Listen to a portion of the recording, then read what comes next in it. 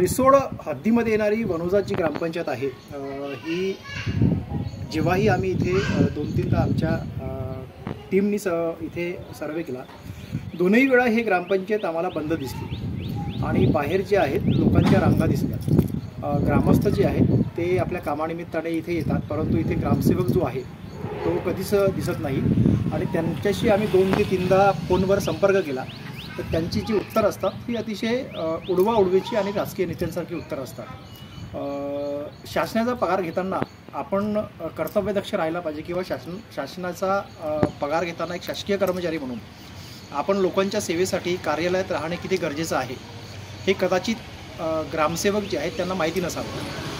त्यामुळेच ते गेल्या अनेक दिवसांपासून कधी येतात कधी नाही येत असा इथल्या ग्रामस्थांचा आरोप आहे की ग्रामसेवक जे आहेत ते कधी येतात आणि कधी येत नाही।